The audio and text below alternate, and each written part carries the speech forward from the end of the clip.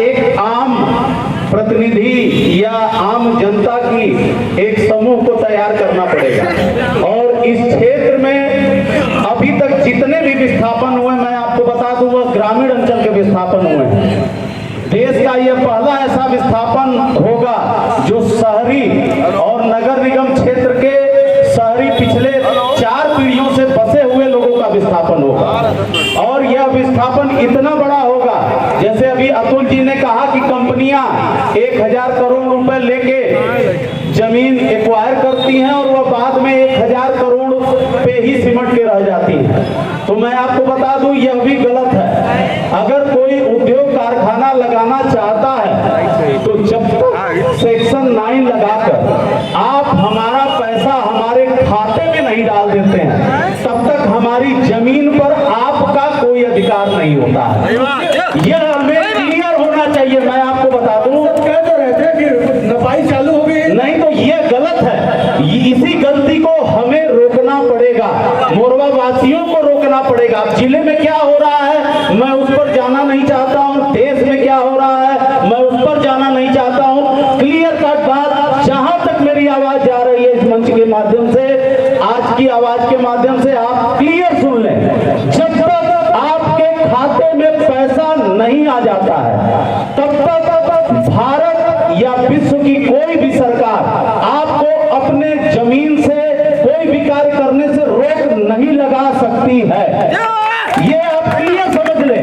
आप कल से कार्य लगाएं और शासन प्रशासन का कोई भी व्यक्ति अगर आपको या एनसीएल का कोई भी व्यक्ति आपको विरोध करता है, तत्काल आप यहाँ पर बैठे जिसको भी आप अपना नेता मानते हो या यहाँ की जनता मानते हो, आप उनको सूचना दें। हम लोग तत्काल इकट्ठा होंगे और आपके लिए उस सरकार या उस कंपनी से अवश्य लड़ेंगे।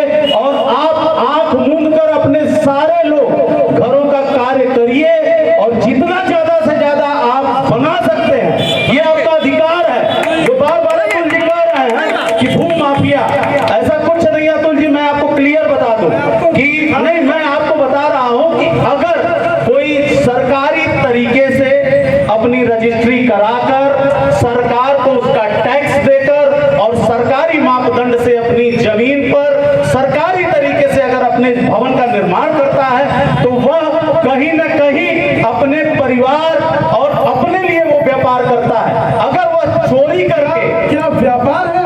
क्या व्यापार है यहाँ का? एकदम व्यापार है। मैं आपको बता दूं, अगर हमारी जमीन ली जा रही है, अगर हमारी जमीन ली जा रही है तो वह कहीं ना कहीं एक व्यापार के लिए ली जा रही है। आपकी नहीं ली जा रही ना? आपके साथ साथ 50 लोगों को उसमें और जबरदस्त नहीं, ऐसा नहीं है। आप बात को समझिए।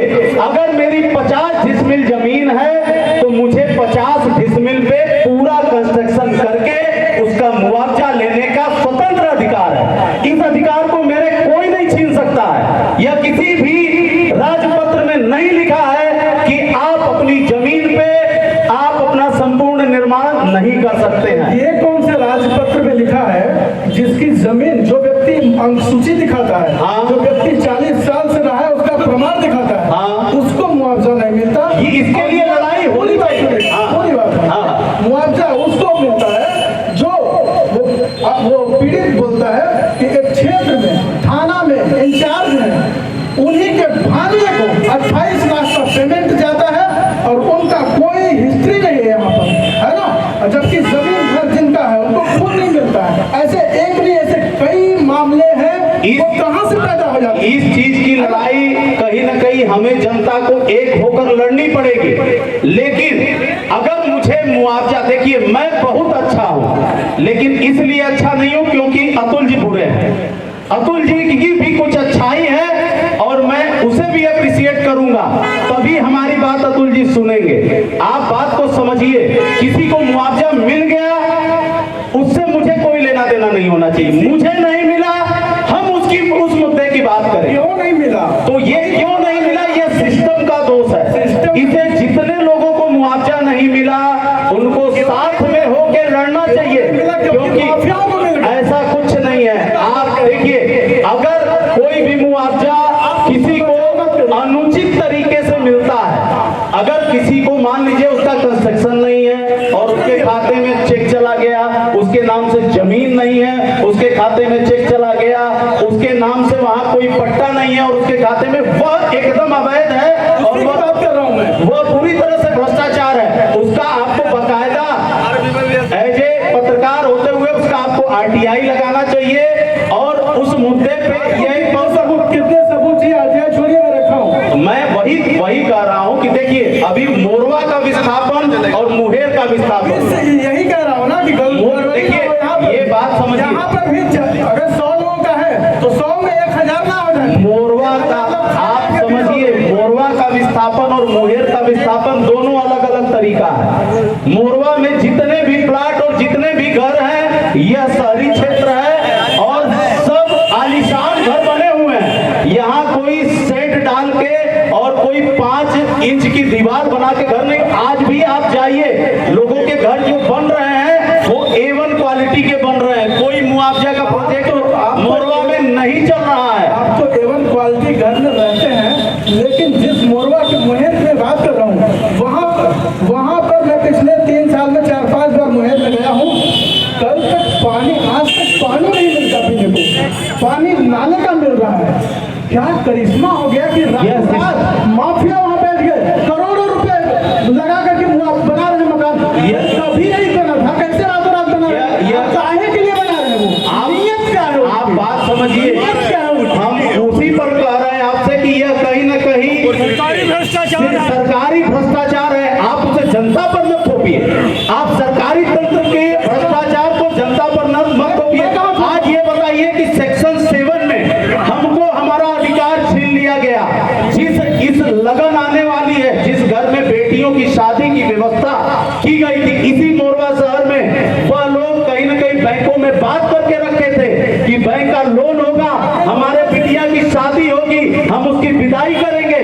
आज वो वहीं खड़े हैं। 200 आपको बता दूं ऐसे नामांतरण है कि रजिस्ट्री का पैसा कोर्ट में जमा हो गया। सर गलत है, आप लोग तो आवाज उठाना चाहिए। 200 रजिस्ट्री यही भूसा मोड़ की कोर्ट में जमा हो गया और उसका नामांतरण नहीं हुआ।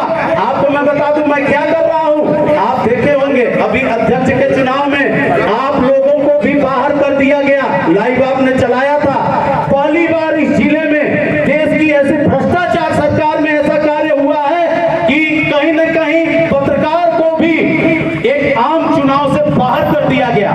ऐसे ही यहाँ की योजनाओं में जब मीटिंग होती है तो आप लोगों को वहां से बाहर कर दिया जाता है। तो कहीं न कहीं जनता के साथ आप भी दोषी हैं कि आप उसको आवाज बनाकर जनता के साथ नहीं खड़े होते हैं।